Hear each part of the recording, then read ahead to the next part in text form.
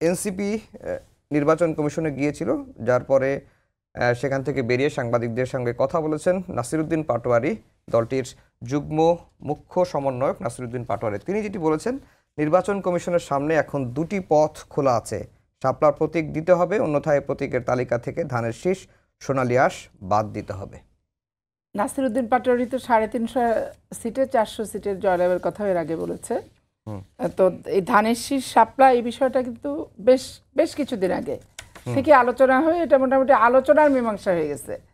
নির্বাচন কমিশনে বলে দিচ্ছে যে ধানের শীষ প্রতীকটা কেন দেওয়া হয়েছে আর শাপলাটা কেন দেওয়া হচ্ছে না। তো এর বলার পরও নাসিরউদ্দিন পাটোয়ারি যদি বলে যে ধানের শীষ বাতিল করতে হবে আমরা শাপলা না পেলে, তার মানে এখানে প্রতিহিংসার রাজনীতি।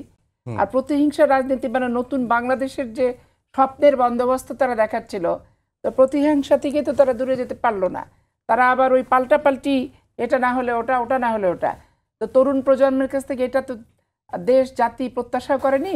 আর তারা তাদের বক্তব্যে সবসময় বলেছে যে পূর্বের যা আছে তার পুনরাবৃত্তি ঘটবে না। এখন শাপলা কোন কারণে তারা পাবে না আর ধানের শীষ কোন কারণে আমরা পেয়েছি, এটাও কিন্তু বারবার করে আমরা অনেক টকশোতেই বলেছি।